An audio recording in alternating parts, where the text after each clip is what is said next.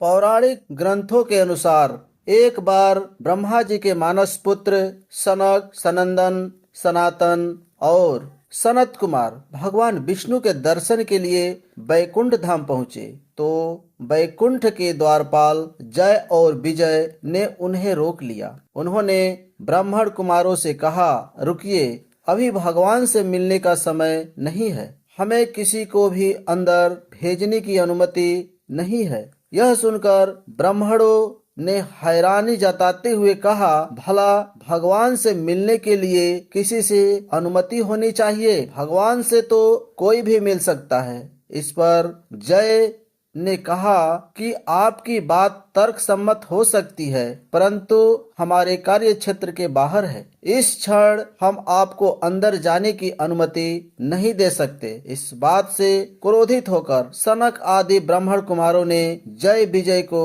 धरती पर जन्म मरण के बंधन में गिरने का श्राप दे दिया और वहां से चले गए। यह श्राप पाकर जय जोर जोर से रोकर विलाप करने लगे। तभी भगवान विष्णु जी वहां आ गए और उन्होंने जय और विजय से विलाप का कारण पूछा। जय विजय ने भगवान की पूरी बात विस्तार पूर्वक बताई। भगवान विष्णु ने उनसे कहा कि मैं श्राप को शून्य तो नहीं कर सकूंगा, क्योंकि इससे श्राप देने वाले का एवं उनके तप का अनादर होगा और कर्म चक्र भी बाधित होगा, परंतु तुम अपने स्थान पर अपना कार्य का वहन करते रहो। इसलिए मैं तुम्हें इस श्राप से शीघ्र मुक्त होने की 2 उपाय बताता हूँ। तुम अपनी इच्छा अनुसार कोई एक चुन लो। पहला, तुम दोनों धरती पर 7 बार मेरे भक्त के रूप में जन्म लो, या फिर 3 बार मेरे शत्रु के रूप में और मेरे हाथ से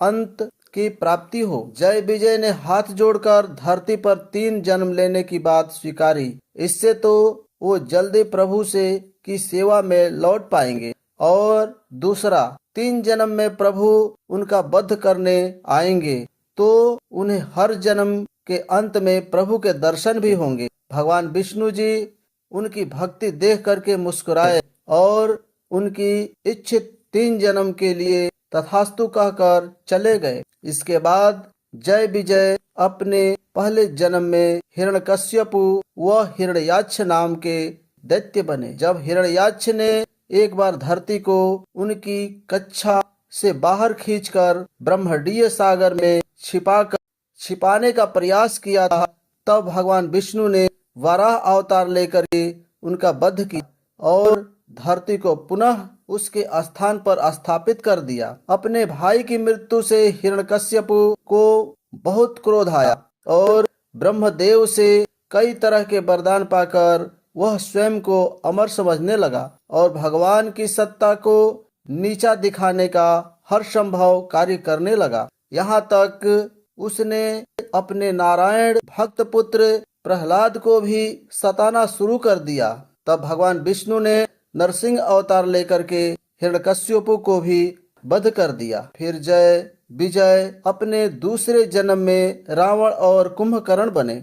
इस जन्म में रावण लंका का राजा था और कुंभकर्ण उसका भाई। तब प्रभु ने अयोध्या के राजा दशरथ के यहाँ पुत्र रूप में राम का जन्म लिया और फिर प्रभु श्री राम ने रावण और कुंभकर्ण का वध किया। तीसरे जन्म में जय विजय शिशुपाल और दंतवक्र के रूप में जन्मे। इनके इस जन्म का समय नारायण अपने पूर्व रूप में भगवान श्री कृष्ण बन धरती पर आए। भगवान श्री कृष्ण के बुआ के पुत्र के रूप में जन्मे थे शिशुपाल और दंतवक्र। भाई होने के बाद भी ये दोनों भगवान श्री कृष्ण से बैर रखते थे और प्रभु को शत्रु मानते थे। इनके बुरे कर्म के चलते इस जन्म में भी श्री हरि ने इसका वध किया।